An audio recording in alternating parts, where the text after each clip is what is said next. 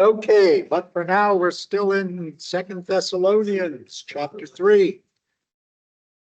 It'll take us today, and it may take us even one more week to finish. I'm not sure. In chapter 3 is where we're starting. We finished 2, and the main topic in this letter, of course, is the issue of has the day of the Lord come? And Paul answers it by saying, no, Antichrist hasn't showed up yet. Doesn't use Antichrist. It's a Johannine term. The man of lawlessness or the rebel hasn't shown up yet. We talked about all that stuff. In 3, there's a subordinate theme that we're going to run into here. And that's, that could be a whole topic of study itself, which is Christians and work. How you put those two things together. So Paul introduces a prayer here in 3:1 for the success of his mission in spite of the inevitable persecution. Remember, persecution is in the background of both of these letters, and it particularly egregious in that Paul, was kind of driven out of Thessalonica. And the government invited him to leave, put it that way, and he was followed by those who continued the persecution. So it's in the background here. So he asks that they pray for him that the word of the Lord may speed on in triumph as it did among you, so that it would continue to have success. And that we may be delivered from wicked and evil men, for not all have faith. He's going to, though, express his own confidence that they are going to keep on just the way that he has instructed them. The Lord is faithful. He will strengthen you and guard you from evil. And we have confidence in the Lord about you, that you are doing and will do the things which we command. That's interesting. Command. What kind of relationship does he appear to have with that congregation? Yeah, or almost like a lawgiver too. Disciple. Yeah, but command is rather strong. See, you and I would be thinking in terms of teaching then. So he might say, listen to what I told you. But if I were to use the word command from the pulpit, how would you like that? You wouldn't. I guess he's.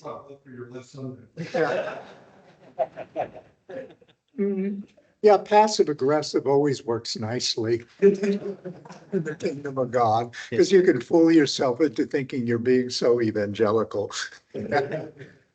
No, absolutely right. See, if you were to go back 300 years ago to a village in Mexico and the priest said, essentially, I command you to do this, people would have done it. People would have done it. Yeah. So what does that say about the changing structure of authority within the church? Yeah, no, it's especially in America. I mean, the Americans are more religious. I mean, we found this when we were studying the history of Christianity in America, are basically a more religious people than, let's say, Europe, although we're starting to imitate Europe in its secularism more and more.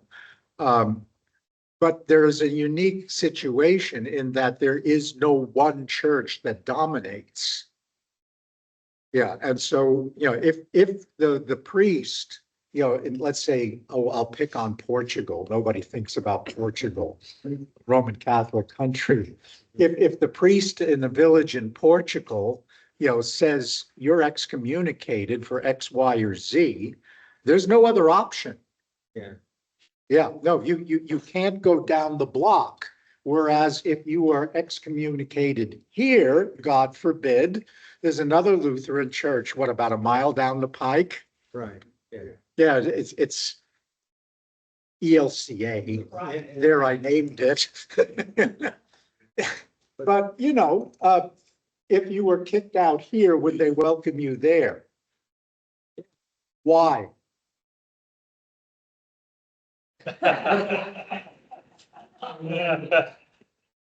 I would have, a better answer would have been because you're Missouri.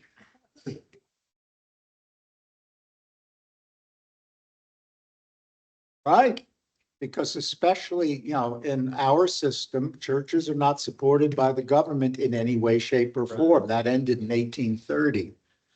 Yeah, so there's, it's entirely dependent on contributions, and so he who writes big checks speaks with loud voice. Yeah, and that's a problem. Yeah, so what does that mean for issues of church discipline? Yeah, It goes out the window. it's weakened a lot. Yeah, and church discipline cannot be a command kind of thing, the way that Paul can apparently exercise it with these Thessalonians. At the most, it becomes a matter of exhorting and convincing. And if people decide they are not going to be exhorted nor convinced, what recourse do you have? That's money. You can kick them out. Yeah. That's the sectarian response. If you think Amish and all those kind of, is to keep the church pure. We talked about this when we were studying American Christianity. The one response, and that's more natural in the US, is to keep the body pure by chasing away all the bad ones. If you're in a state church situation, like in Germany or Sweden or England, it's a different matter, because, to kick someone out of the church on some level is kicking them out of the community. The wider social structure, and that's a lot harder to do. And so church discipline is one of the increasingly problematic aspects of the office of the ministry, but I don't mean to spend a whole lot of time on that. So I have confidence in the Lord that you are doing and will do the things which we command. There is irony to that, and Paul may be using the rather strong language of command because that's exactly what they're not doing. They don't appear to be listening very well to him. And so he is very subtly turning the volume up. In what way are they not listening to him? He's laying the ground here for criticizing at least some in the congregation who are lazy, not working. Yeah, though that's a theme. That's that subordinate theme in this chapter. And he brought that up already in 1 Thessalonians. See, why does he need to bring it up again? They're not listening. Yeah. And so he is subtly preparing, you see, in these verses for calling them to account for not doing what he told them to do back in 1 Thessalonians. And so he is using kind of, I'll use hot, a Marshall McLuhan thing, hot terminology, command kind of a thing. But there's also a kind of a shaming aspect, which, unless you're thinking about this to verse 5, that you wouldn't catch. See, may the Lord direct your hearts to the love of God and to the steadfastness of Christ, because he's about to what? Criticize them for not doing enough, right? And so to put it in positive terms in verse 5, is to, you see, introduce the topic in a way that it's shaming. Yeah, if you realize, the situation and what's going on. Okay. The tone here is harsher than it is in 1 Thessalonians 4, as makes sense, because apparently nothing had been done to remedy the problem since he had written to them. So he not only tells the slackers to get busy, but he also tells others in the congregation how to treat them. And it's not simply a way to put up, build up the pressure on them, but it's also a community issue. See, and if this laziness, to use, for want of a better word, I'll get classical and say, if this sloth, there we go, the fourth deadly sin, if this sloth is allowed to continue, what will it do to the body? It's disintegrating. How does that negatively affect everyone? Because it's going to negatively affect people, but my question here is how? It spreads. Yeah, that's certainly one aspect of it, is that, he's not working, why should I? Yeah, he's not doing his share. Why should I, Why are we carrying that burden? yeah, so that's another way of saying what? Resentment. Yeah. Right? Yeah. For example, to outsiders, yeah, one of the things that the early church is very conscious of is that their behavior is on display. Yeah, and that that one of the strongest ways that they evangelize is by being the good guys. Yeah. Yeah, and so, if all of a sudden you're not that way, then, what's that mean to your witness? It cuts down on it, right?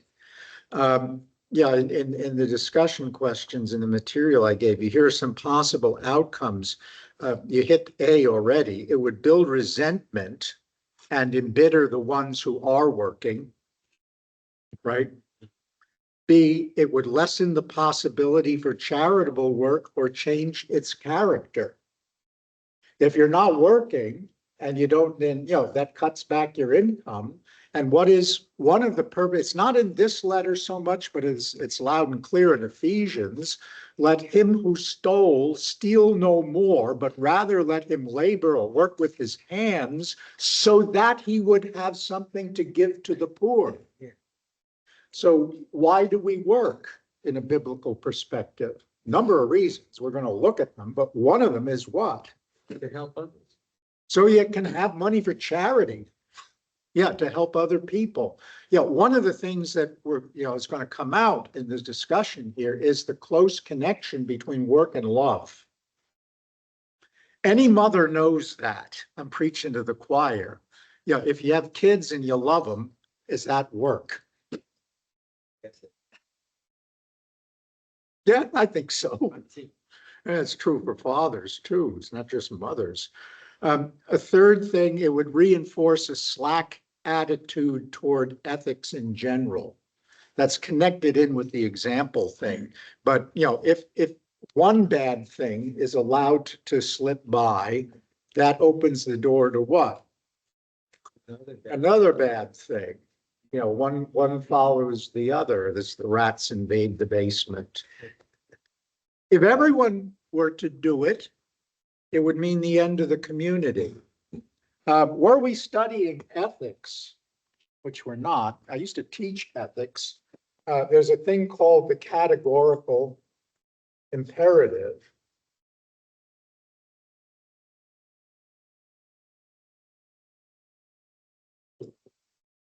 It's from Immanuel Kant. This critique of practical reason. Anyone familiar with this principle? You want to share? Like,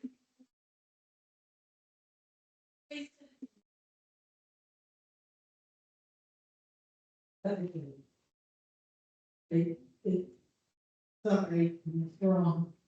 And if it's in the category of wrong, it has to stay wrong, even if it involves you personally. That's part of it. Yeah, that is a corollary. So it can't be.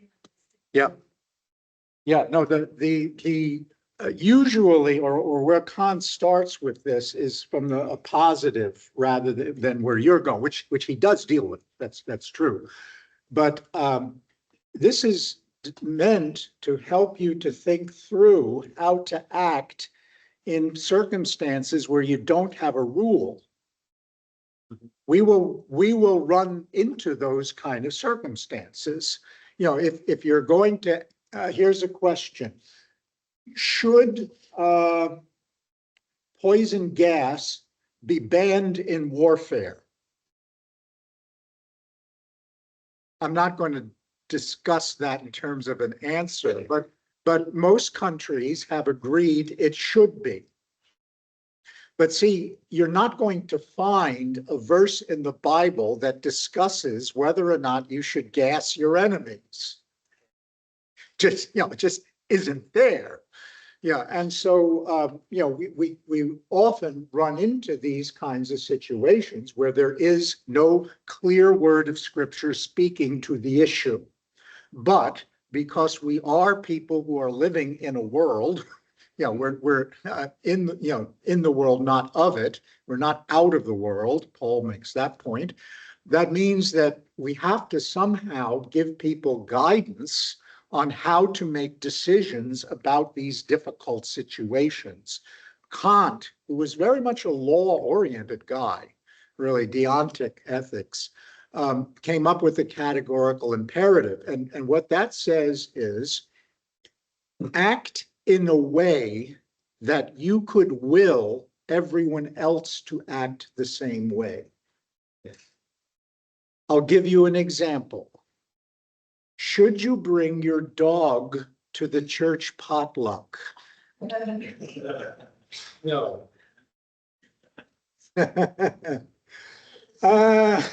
You may have a very nicely behaved little doggy, right? Maybe this rule was meant for you.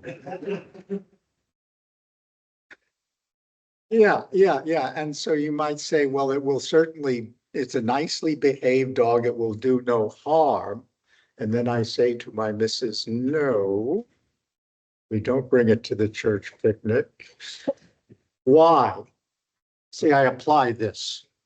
Because if everyone else did it, what would happen? Chaos. Dog riot. Yeah.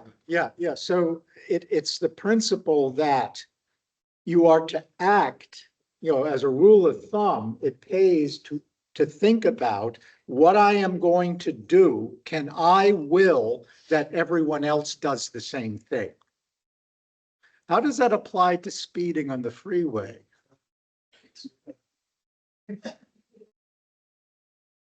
Or it does only up to 5 or 10 miles an hour over the limit? Oh, yeah. No one should ever get the idea that ethics is easy. It is not. But anyway, see, that's another thing here is that, you know, if you are going to behave in a certain way, you should be prepared to accept that everyone else is allowed to behave in the same way also. Right. And if nobody, you know, if you just let failure to work slip by and say, well, yeah, everybody can do it too, what's going to happen to the community? It's the end of it. Yeah, no, it's the end of it, right? You know, then and there. Okay. Now, Kant was a smart guy. You may not agree with him on a lot of things, but pretty smart guy. Anyway, what about the general attitude toward work? See, verse 6, we command you. There it is again. He picks up on his harsher language in the name of our Lord Jesus Christ. So if you didn't get it the first time, we bring the big guy's name into, you know, that you are perfectly clear that we are speaking for him. That you keep away from any brother who is living in idleness and not in accord with the tradition that you received from us.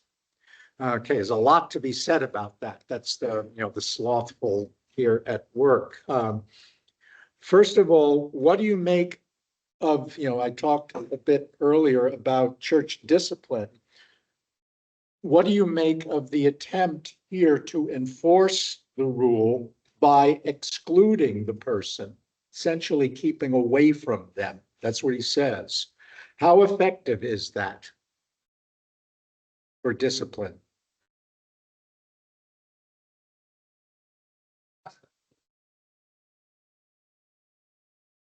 stay away from the items that they're part of. That you know, go along with them and.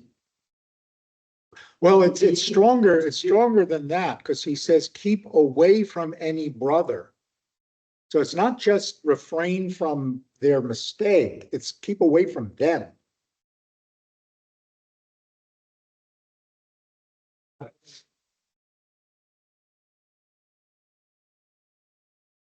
Yeah,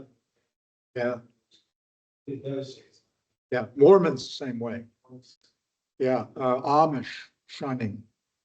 Yeah, I mean, when that's done strictly, I mean, it's kind of like the military when you're thrown out where everybody about faces and they, you know, tear the insignia off your uniform. Yeah,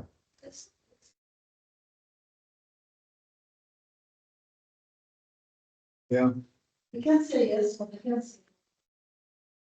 yeah, yeah. No, again, this is a difficult and touchy subject. How, see, and then there's even a paradox. I'm always finding paradoxes in things, right? But there's even a paradoxical underpinning here. How can you call someone that you keep away from still call them brother? See that, you know, you know, how does that work out? Not real consistently or well. But Jesus did tell them that these are your brothers and sisters and mothers, right? Yeah, in the church, yes, no, that's true. That's when Peter, you know, Peter always kinds of tries to put out what a good guy he is. Yeah, and you may remember the scene where Peter says to Jesus, Lord, we gave up, you know, family and fields and land and all this to follow you. And the implication is, when are you going to pay us back by taking over the kingdom? Right. Yeah, and what does Jesus say? No one who, yeah, he just doesn't tell Peter to shut up. You know, he says no one who gives up all that stuff won't have it back 100-fold in this life, as well as eternal life in the next. How do you get 100 brothers? Maybe you don't want 100 brothers. 100 mother-in-laws. How's that go? But no, I'm being facetious, but where do you get the 100 fathers and mothers and brothers and all that? The church. Yeah, the church. Yeah, they are the ones who, you know, come in and follow that function. Also keeping away, which the apostle says here, seems very passive. Right? Yeah, yeah. You notice there's no provision that he makes here. Now Matthew does in Matthew 18, where you send the elders and, you know, all that kind of stuff. There's no instruction here on how to actually put it into effect.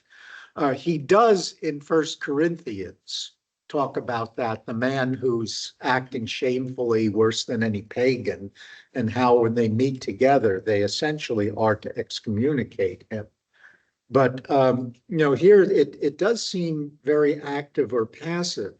And I quite agree, it depends on the circumstances, is that, you know, each case, and this is always the problem with dealing with ethics in a legalistic framework by rules, is that not all rules apply very nicely in all circumstances or situations. Plus, rules come into conflict with each other. You know, the mother who steals the bread to feed her babies breaks one commandment, but if she doesn't do it, she breaks another one. See, and so how do you reconcile that? That's what keeps the efficients in business. You're going to say something? Yeah, I think that a lawyer had appealed to the business of law, he would say, well, what's out? Oh, yeah. No, well, whenever you discuss anything, you learn at a certain level that definitions are mightily important. Yeah, is that you always have to be sure that you are defining what you're arguing about in the same way. You also, rhetoric will teach you is you dare not let your opponent do the defining. Right. Yeah, because any good general picks the ground that he, you know, decides to fight the battle on. Yeah, if the enemy picks the ground, that's a disadvantage. Yeah, and that's true rhetorically also. So, yeah, you have to have some kind of discipline in the church, but it becomes increasingly problematic, especially for us. And now Paul, he plays the card again of, I didn't talk enough about tradition. Got to talk about that. What is the attitude in society toward work? Every society has to deal with the issue of work. Yeah, it's a given. But how that is dealt with varies tremendously from one social structure or one social group to another. How did Greeks and Romans view work? Agree that's many slaves, so. Yeah. Usually wear money to walk around. Yeah, well, no, work was, you're absolutely right. Because of the slavery system, especially because at the high end, not so much the Metapes in Sparta and that, but that's a different case. When we think Greek, we typically think Athens. But there was a disdain for work. Also among the Romans.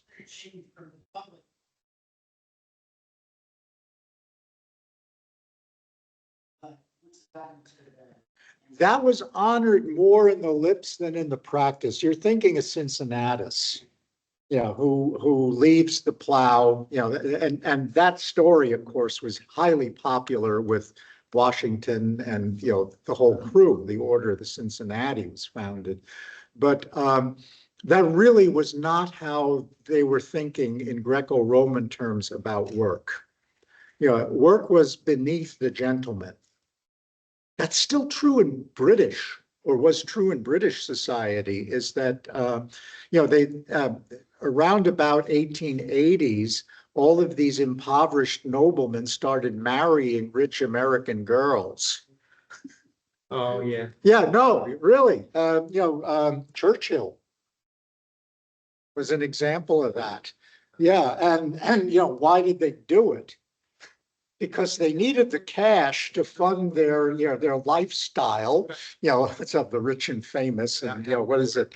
That Abbey program, With it Downton Abbey, yeah, that kind of thing. But God forbid that they should actually become merchants. Yeah, yeah. No, I've had a good friend in graduate school, happens to be English, and he comes from the more aristocratic side of it. And he said to me once, I had to hide my father-in-law, the fact that he actually worked for a living. Because that automatically labels you as what? Lower class, yeah. Lower class, that's right. The thing that most labels you there is your accent. Yeah, you can pick it up like that, how high socially the person is by how they speak. And the odd thing is that many of our commercials, the people speaking are speaking in a low-class British accent. No American knows that. When they're supposed to be all, fancy and that kind of deal. Anyway, the Greco-Roman world then had a very disdainful view of any kind of labor except for one, intellectual. That was okay. So, Caesar is a writer. Yeah. As well as, the two things you were allowed to do was to study philosophy, essentially, right? Or politics. Yeah, to be involved in the polis in Greek, in the governance of the city by voting, and that's Athens again. But that's only about 400 men at the franchise. So, they were a democracy, not really, because the peasants weren't voting. It was, you had to have a certain amount of wealth before, you counted. And then you would spend most of your day arguing in the agora, about how, in fact, we ought to proceed and, vote and that kind of a thing. So that's the Greco-Roman background. And remember, these Thessalonians are coming out of that. That is not at all the case with Judaism. Not at all the case. Judaism held a high view of work, always did. In fact, a rabbi has to have, at least traditionally, has to have a trade. Yeah, by which he can, in theory, support himself, but he's not supposed to because every rabbi has to look poor. No, it's just a rule. Yeah, why do they have to look poor? Because they're spending all of their time devoted to studying Torah. Yeah, so, even a rabbi in Beverly Hills is never going to, really look the case. Pastor John Perling always had a slightly seedy connection. Yeah, connection there. And that was because he's in Beverly Hills. Yeah. Most famous Jewish king is Jacob. David, yeah. But, yeah, they're elders. See, they're old. Yeah, but they're also, see somebody like Boaz, who is well thought of, and also clearly landowner, and not a poor man by any means. But he's not, he goes to the city gate when he has business that he needs to have done, but he's not sitting there. See, it's the folks my age and up that are sitting at the city gate. Yeah, because digging ditches, yeah, we're kind of past that. Yeah, so there's a high view of work from the beginning of the Old Testament. Why? See, I know if I ask you the question, what is the image of God? The catechism answer is going to be that man was created sinless and able to know God. That's a good systematician's answer. It's not an exegete's answer. If you actually look at the text, Genesis chapter 1, why does God create the man and the woman? I'm not talking chapter 2 so much, but chapter 1 at the moment. To what? Yeah, to be his viceroy, to be his surrogate.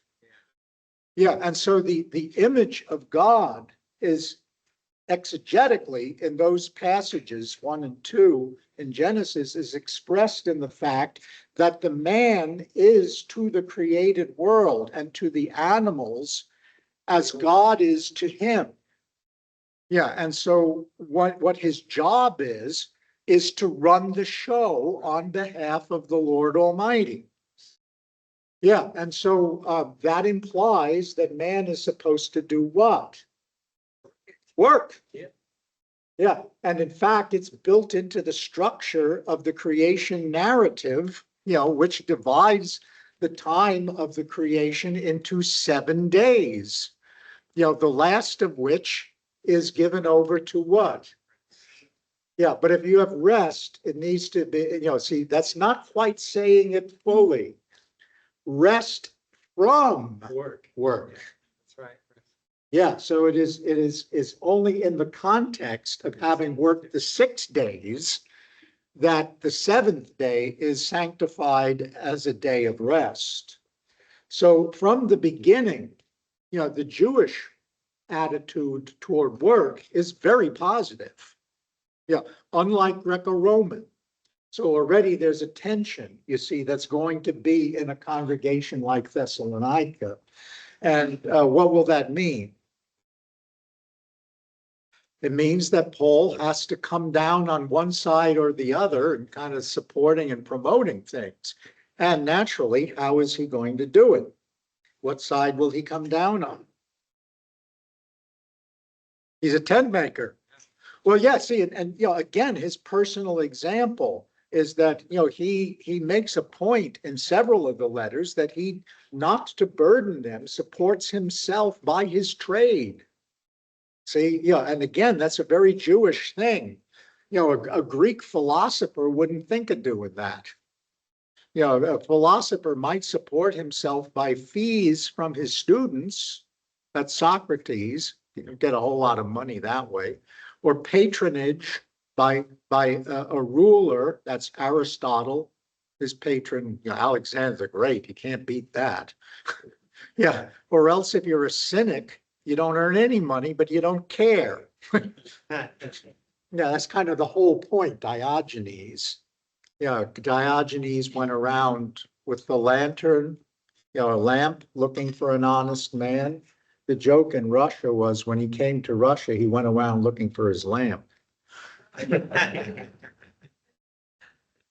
Anyway, see, from the beginning, work is considered the normal order of things for humans.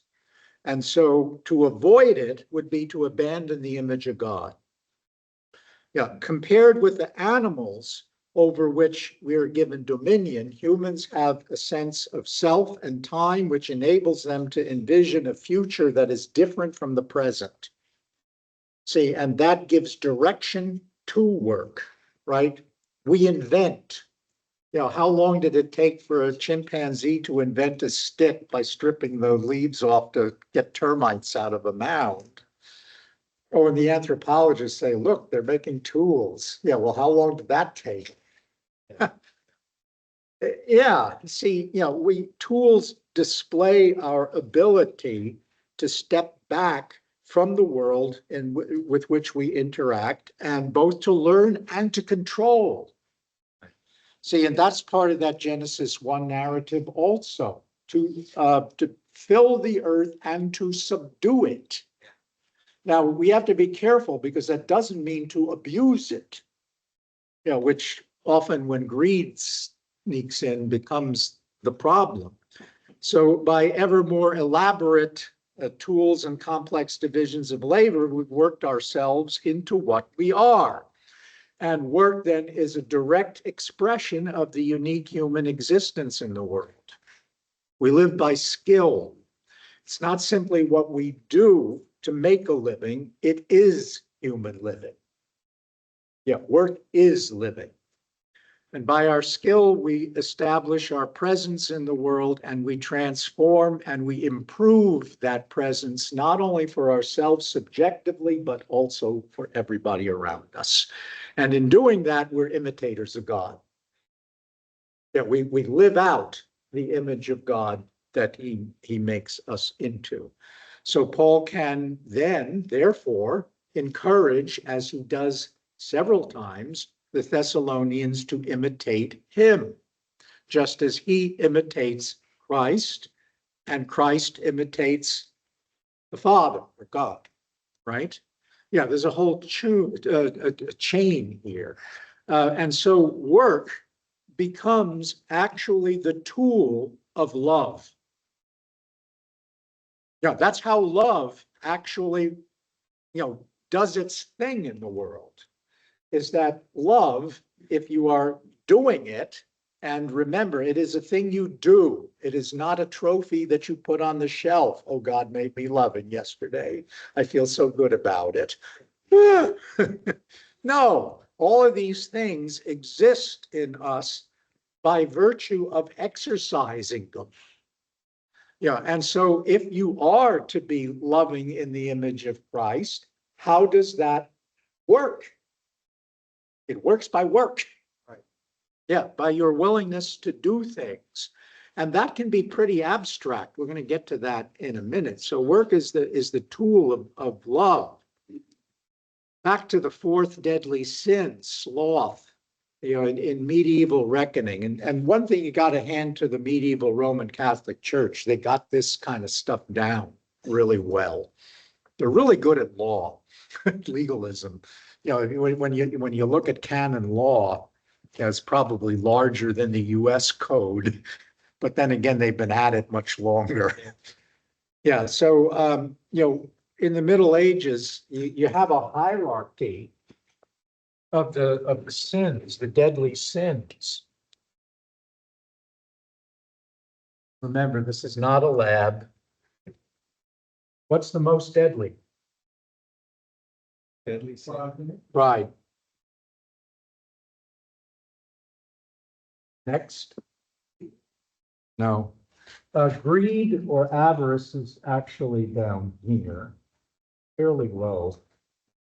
Not that it isn't deadly, mind you, but it's less deadly than that. What? No, see, things like murder are actions. These are characteristics. Yeah, so these are not sins that you commit. These are sins that you are. Yeah. Yeah, that you are in your nature. See the difference? Yeah.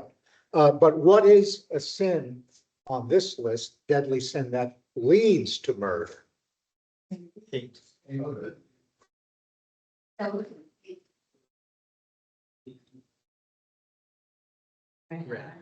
Wrath. Yeah, envy, sometimes these are switched.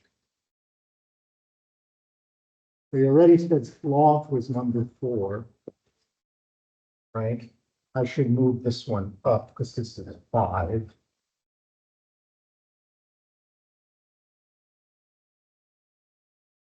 Two more. But when you think of the worst sin, what's the one that everybody in the world, when you use the word sin, what do they think of? Lust. That's actually number 7. Yeah, no.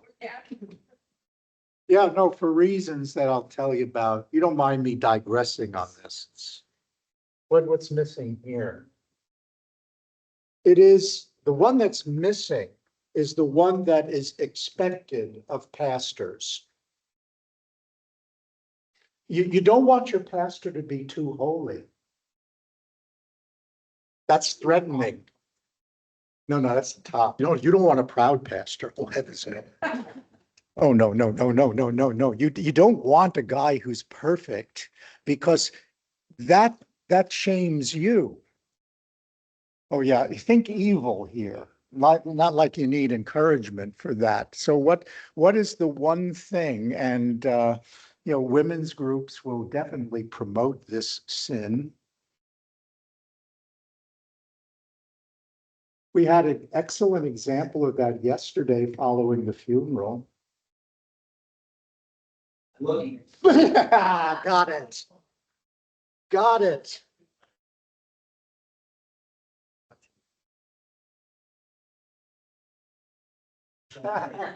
What? Yeah, no, nailed it right then and there. Gluttony, sure, because that's not terribly threatening. Right? Right. So, yeah, I hope you realize that my tongue is firmly in my cheek. Yeah, I am being rather sarcastic in order to make a point, right? Yeah, because many of the time, I can warn you on this because you're calling somebody, is that many times Christians call a pastor to be a surrogate for them, to be moral for them. Oh, yeah. I'm telling it like it is. Yeah. But you don't want them too perfect. So you surely don't want this because that results in embezzlement. You surely don't want this because then they don't do anything. Pride and wrath are right out because that's nasty and they might talk about me. Envy, no, and oh boy, not that. So what's left? Got it. And Dejection versus pride. dejection actually in the medieval system is part of this. And that's what? Yeah, acedia in Latin is broader than laziness. So it is not simply the decision to be lazy, it's also the defeatist attitude. Yeah, and that. So all of this we can thank St. Augustine for. Really good at this. Well, he did write the Confessions, didn't he? He did. Yeah, which any number of people in college get that book to read it, but thinking that it's a lot worse than it really is. But sin, see, and this is true in our understanding of it as Christians, and it's very profound, is we are not dualists. We do not believe in good and evil, like, God is the main company and the devil is running the alternate, the competitors. No. Sin and evil is always derivative of and dependent for its existence on good. You don't get a devil or a demon without starting first with an angel. Yeah, so that sin or wrong is the perversion of good. Yeah, it does not have its own independent existence. Yeah, it is parasitic on good. Yeah. Yeah, and corrupting and that kind of thing. And if you ask what the highest good is, I should change the color, not use black for the. Well, let me go to blue. Oh, we're doing great today. What is the highest good? Love. Yeah, see, this is ethically. So what Augustine did is he related all of these to defective love. Yeah. So, no, it's really pretty brilliant. You also find this, by the way, if you read the Divine Comedy in Dante, particularly in the second book, The Purgatory, it Right. deals with this. Sloth is love defective.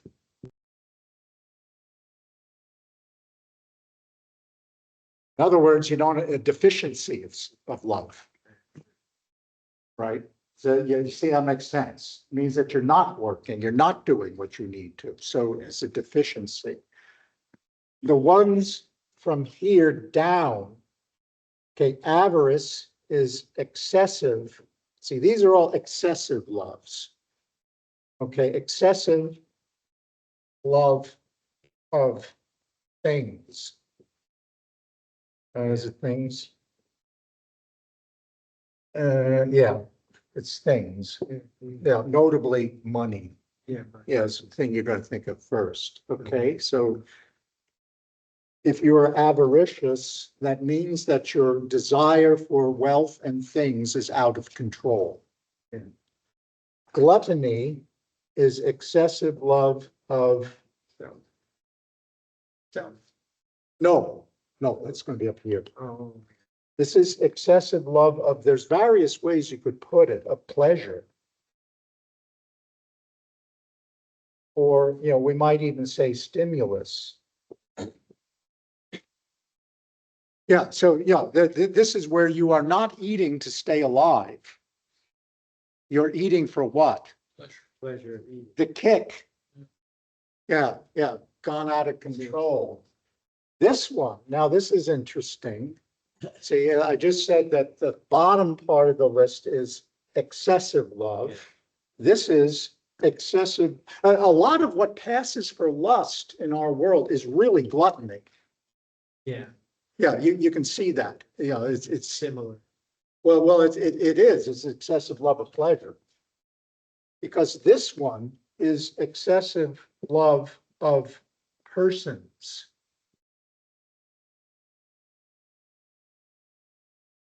Right. It's not purely sexual. It's broader. Excessive love of persons. You can also see why this, contrary to social thinking, is the least deadly of the seven, because at least this one directs you what? Out to others. Whereas the head of the list is, and now we're talking about not excessive, but actually perverse. See, it goes in a different, so this is love of self to the exclusion of all else. Right? Yeah, when we think pride, we're not thinking just simply, oh my, I look good. That in the medieval system is vainglory. Vanity, that's lower. It's in this family. But here we're talking about, see, I don't really give a rip what you think.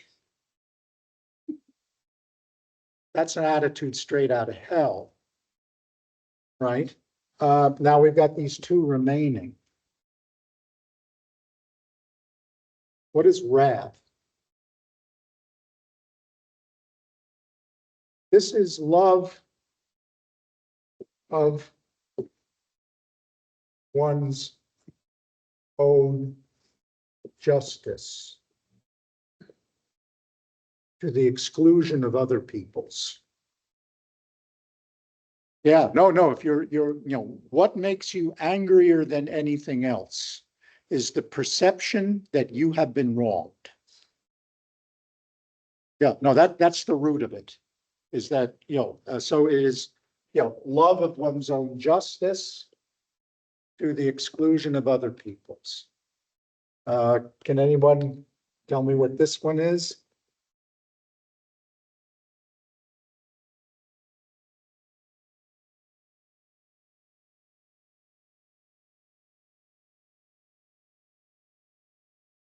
If this is justice, this is good. See, we've got both sides of ethics there, deontic and teleological. Yeah, so this is the love of one's own good to the exclusion of other people. Ending. Yeah.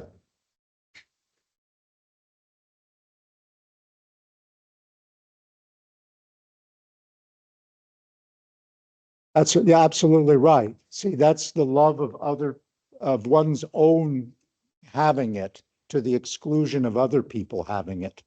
So what's yours is mine, but I never go to the point of saying what's mine is yours. That's in the Pirkei Avot, that part of the mission.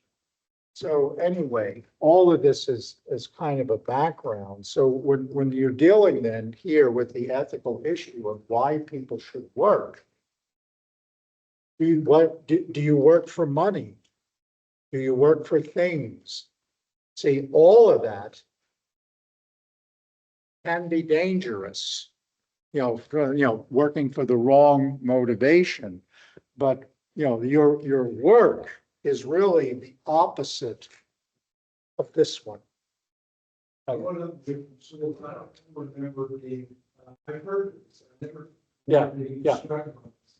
I can see how this is a Roman Catholic thing. Oh, yeah. I'm associated with guilt, but it's fascinating because there's actually a little body. And I can see why Lutherans perhaps being the teacher this. We are so, Professor Rosenblatt, Rod Rosenblatt, down at Irvine, he's gone to be with the Lord now, but, and I don't agree with him on this at all, and most wouldn't, but he said Lutherans don't do ethics. Now, in practical terms, there's some truth to that. We neglect it more than other groups do. And, it's easy to see why, is we are so blasted afraid of justification by works. Yeah, that we don't talk about the positive side of works in a kind of systematic way. And so, that's what this is doing, in terms of, systematic way to live. So, when the medieval Catholic Church comes up with good stuff, I'm aboard. It's when they do the nutty stuff, I'm not aboard. When they contradict the scripture and, different things like that. No, thank you. But, when this kind of stuff, they're good at it, no doubt. But see, if you think that you can eliminate this and so justify yourself, lots of luck. Yeah.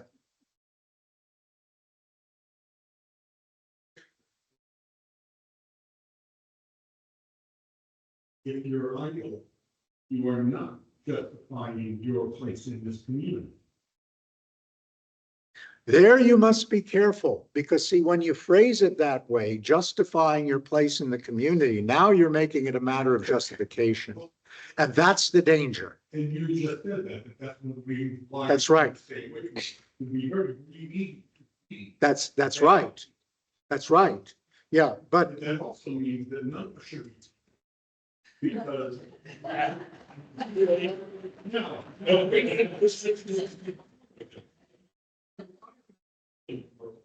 But within. yeah, faith, I within the church, I completely agree. something God has given you gift, Amen. okay? So that means you should all be in the choir. I'm not reading my, I'm not reading my. Or I'm a trustee. Teach Sunday school too.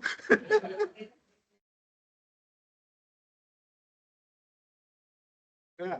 And not use Mhm. this as a way to. I remember growing up as a Catholic, we had a priest at one time from the catechism and told us to be aware of those who soft pedal religion. Now, the way that was. Oh, yeah, oh, yeah, yeah. Well, the way it was presented was that it wasn't hard, it wasn't medium, it wasn't nasty. It ain't the real thing. Because it's too easy. Yeah, It's more yeah, than John 3:16. yeah, yeah. And again, Yeah. this being very Catholic, Yeah, would be something that was taught in a way that we're going to me. Yeah. Control. but I mean, you all see the usefulness of looking at this, and to look at it does not mean to abuse it. But, if you apply this kind of stuff in a good Lutheran fashion, that's great. And what would that be? For us, the primary use of the law is the second use. Yeah, it is the, lex semper accusat in Latin. The law always accuses. The first use of the law is to order society so people don't kill each other. Right. The second use is the mirror, to show us our sinfulness. But see, it's not just a, oh yeah, ain't I bad? It's to root it out. Yeah, the third use of the law, and not all Lutherans go with the third use. Swedes don't like it because they don't subscribe to the formula, but we do. The third use is to use it to measure or direct our growth as a Christian. But see, that third use, if you want to make nice with the Swedes, which is always good, especially the baking, you will understand the third use of the law as applying the second use in the life of the Christian. So how do you guide and direct yourself in your sanctification? It's by taking a look in the mirror over and over again and holding up to the mirror all the nasty atomy or EV bits that are still there so that you can walk away from them with the help of the Spirit. See, and so, that's the positive use of this kind of stuff, is it enables us to analyze ourselves better in our behavior. And so you can look at who you are and what you do in a more systematic way so as to do what? Not to justify yourself by getting your act together, no, but to help you in rooting this stuff out, because these things are called root sins. See, that comes back to what we're saying here. They're not things that you do. This is the root of the tree in us that bears evil fruit. So, the murders are the fruit hanging on the tree, which is what, how other people interact with you. But it is the wrath and the pride, and maybe, even the lust, when, in Italian law, it used to be okay if you caught your wife cohabiting with somebody if you killed them both. Yeah, so, no, it was. And so, these are the roots of the evil, the poison fruit. It's that, And the curb, the curb is the third use, No, but the one that really, I mean, the curb, which is the first use, the civil use, that's the business of the state. See, and we don't get involved in that except at our own peril. You get involved too much in how the state decides to order things, because that's God's left hand. Our business is primarily the second use. Is that we use the law to root out the sin that remains in us. And perforce, that's going to make us better people. That's the sanctification thing. Doesn't justify us, but it sure makes us become, here I get back to that, become what we already are. Yeah.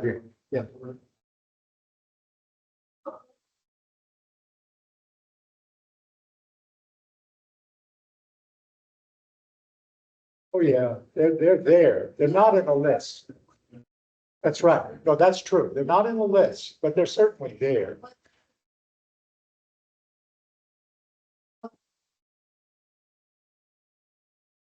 Well, no, see, what this is designed to do, see, and a lot of things fit under each heading.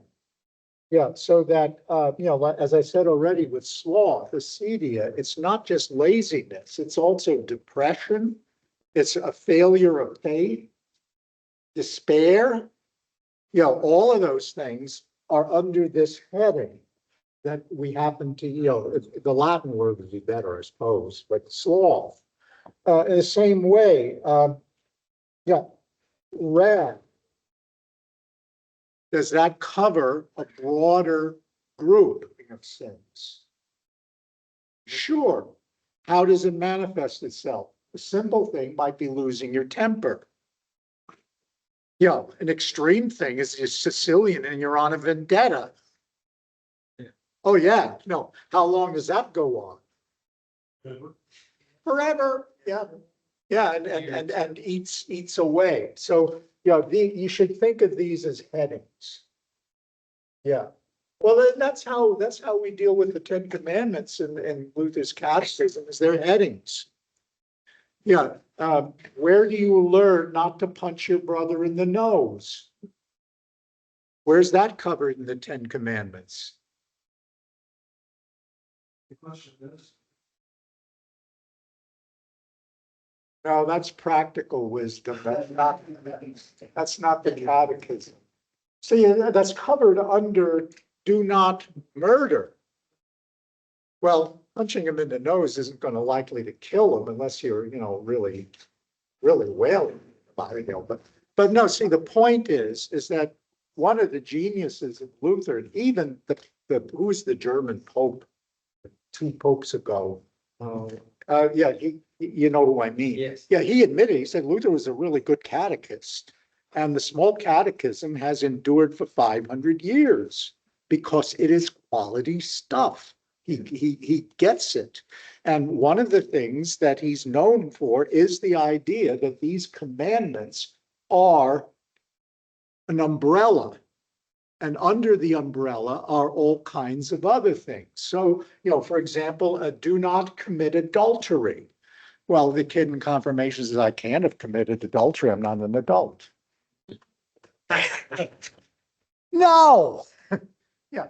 You recognize fornication is under that. Pornography is under that. Adultery is under that. Jesus says lust is under that. Their lust is not meaning necessarily this, which is again, the categorical thing, but the act kind of a thing. Yeah, so we recognize already dealing with the catechism that the commandments are broader. And this is another way of doing it. A bit, it is a different systematic way of doing it, but you can see how systematic it is. Augustine was no dodo, one of the smartest men ever. Yeah, and so, to set it out this way helps you better to understand what's going on in you when you do the wrong thing, so as to avoid it.